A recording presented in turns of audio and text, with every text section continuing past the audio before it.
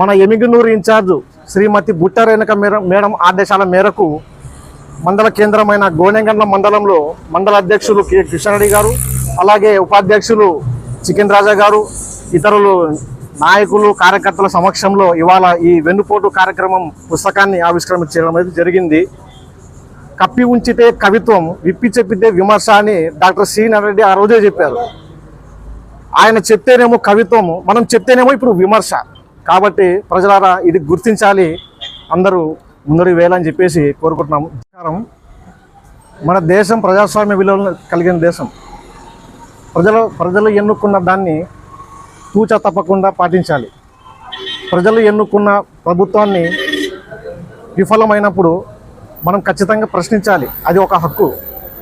కాబట్టి ఈరోజు ఈ సందర్భం ఏమంటే, ఇవాళ ఈ కూటమి ప్రభుత్వం యొక్క వైఫల్యం గురించి, అలాగే అరాచక పాలన గురించి ప్రజలకు తెలియజేయాలనే ఉద్దేశంతోనే ఈ వెన్నుపోటు కార్యక్రమాన్ని చేపట్టడం జరిగింది.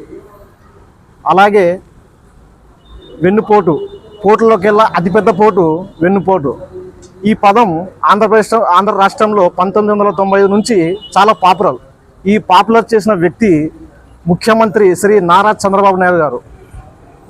ఆయన ఎన్నికల ముందు ప్రకటించిన హామీలు, చెప్పిన వాగ్దానాలు, ప్రకటించిన మేనిఫెస్టోలు ఎన్నికల ముందు ఎన్నికల తర్వాత చరామామూలే.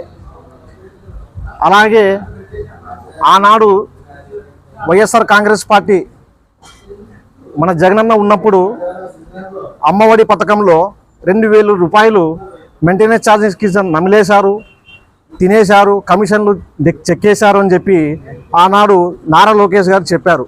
ఇప్పుడు అదే నారా లోకేష్ గారు తల్లికి వందనం కింద 2000 రూపాయలు మెయింటెనెన్స్ ఛార్జెస్ కింద తీసుకున్నామని చెప్పి చాలా చక్కగా వివరించారు.